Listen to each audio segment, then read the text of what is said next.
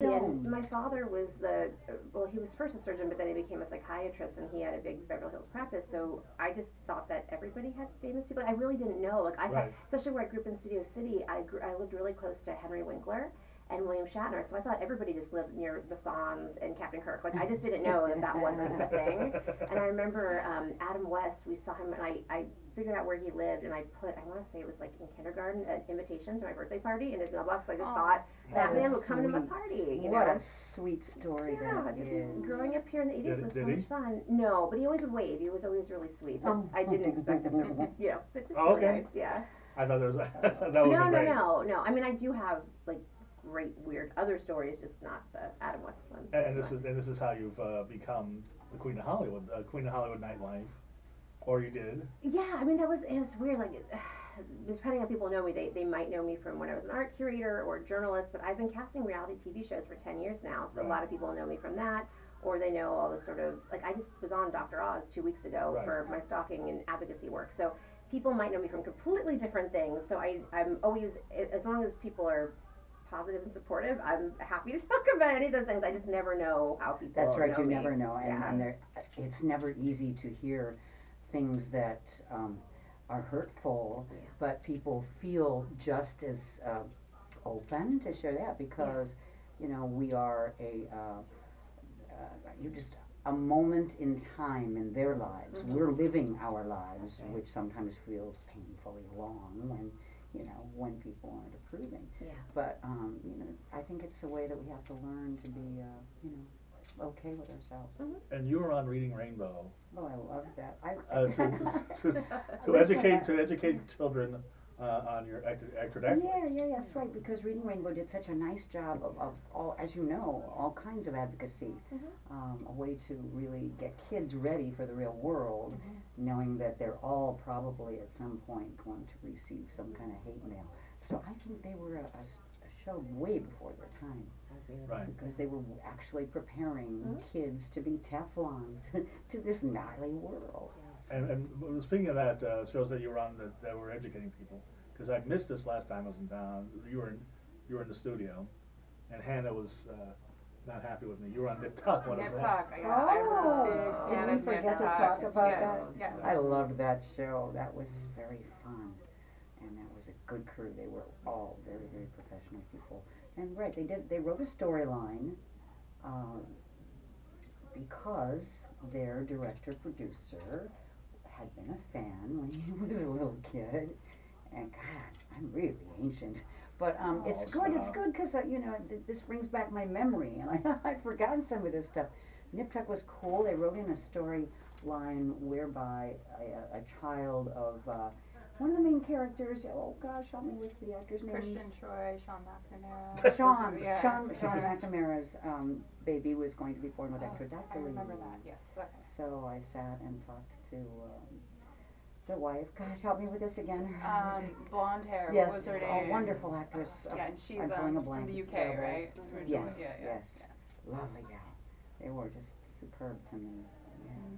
So there's no the hanky panky with the doctors, none of that stuff. No, but I would have liked that. Yeah. Didn't they have a toss up between maybe Christian's or Sean's when she was pregnant? Yes, that's right. And the funny thing was, it's mine. So we'll think of her name. We've got to think of her name before the show's over. I'll figure it out. But you did get the acting, but I was actually I've been doing a lot of research on both of you this week. As Hannah will tell you, I do extensive research on my beautiful guests. But you were in the movie AI, but they cut you out. Yeah, I don't even know how you knew that.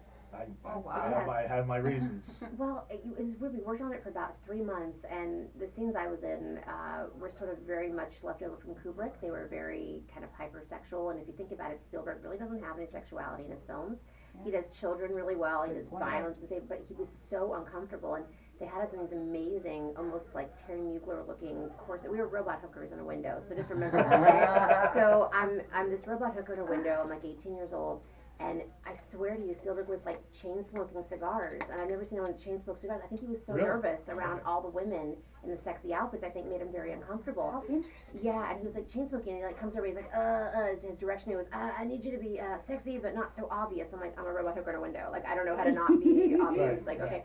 And we did it for the 3 months, and you know, it was really, the set was, everything was so beautiful. So it wasn't just one scene, it was like a whole thing. No, there was a whole bunch of us, like if you know Sham, you probably know Sham from Club Days, anyway, Yeah. there's a whole bunch of us that worked on these, I mean, it paid my rent for like a year, so I can't complain, but we were completely cut out of it, and sort of interestingly, if you wanna know what a lot of those props, costumes, and the set look like, they recycled it a few months later, and I worked on a George Michael music video for a song called Freak that was directed by Ellen Von Unworth. And it was all the same sort of like futuristic, hypersexual, robo weird stuff. And I was like, okay, this is all the leftover AI things. They brought it back. So if you watch that video, you can see a lot of what that would have looked like if they had kept it in the So it was the same clothes, or they just, they well, were lots of the apparel props, designs? like even like the cops had these like cool like, I can use bad language on the show. Yeah, yeah, right? please, like cock guns that look Yeah. like cocks, you know? And like I saw that on that set. I'm like, this is wild. So I think they just recycled it and used a lot of it. You're the second person that's been on the show that's been cut out of a Steven Spielberg movie. My friend Ian Salmon, the comic, he was a Minority Report, and he got cut out, but he said he was very impressed because it was his first movie, same with you, but Steven Spielberg knew his name. That wasn't my first movie, but yes.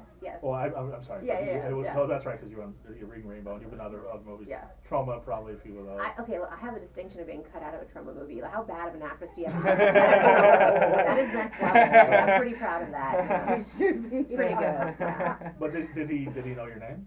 I mean, yeah, I was there for 3 months, so, you know. Because he was like, the one thing I was like, I can't believe that Steven Spielberg knew everybody's name. Yeah. And he has that attention to detail, and he has that memory there. I will say one thing that's slightly disparaging, though. So he did know everybody's name, but we had to pay for our own lunch because it was on the Warner Brothers set, and so technically we were Warner Brothers employees, and so we had to like take off our crazy costumes and then go out to the commissary and pay for our own lunch. And I'm like, you've spent all this money. We eventually got cut out of the movie, so fine. So he owes you lunch. Well, no, but it's just wild, like to spend. I don't even. It was a fortune to shoot all the stuff that just didn't get used, but then to make us employees and not pay for even like garbage craft service. Even music videos will give you like Here you were union talent, but you were independent contractor during lunchtime. Right, and I will never forget that. I was like, and so years later when I read Crispin Glover's, he wrote an article in Apocalypse Culture where he talked about, because he had a lawsuit against Spielberg because they recycled the footage, and I was like, that cheap mofo, because he was nice and polite, but like that's a next level cheap there. Like I just take a little issue with that. Christian Glover's an interesting cat. He was on a radio show of mine here in Los Angeles for a while. Came back several times, very outspoken politically, very outspoken about all kinds of things, and he had just put out a bunch of, they were aimed at children, but they were very acerbic kinds of hardcover comic books. Paid for the hardcover and a very beautifully produced, like, this is a collector's edition, and I still have it. Oh, was it like rat catching? Was it yes. that? Yes. I love Crispin Glover. Yeah. He's the great actor, and just everything he puts out is interesting. Real kinky. Yeah, well, I was gonna say.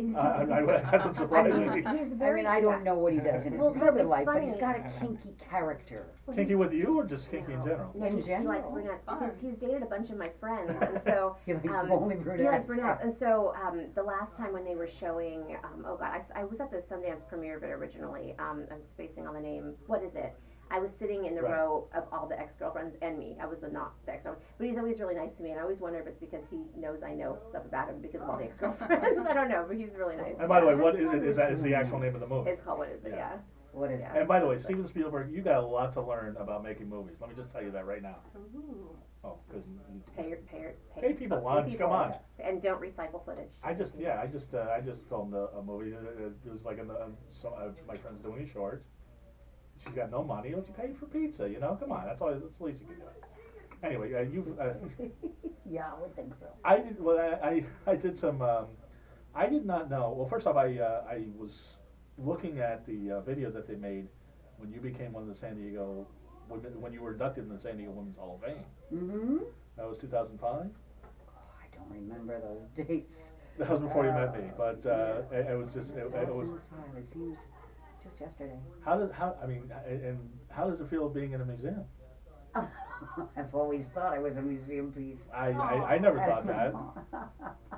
I think it's fabulous. I mean, who wouldn't want that? You're in there with Sally Ride, you're in there with Joan Embry, and a lot of San Diego women I've never heard of, but you were... if you have to suffer the slings and arrows of being Googleable, then we should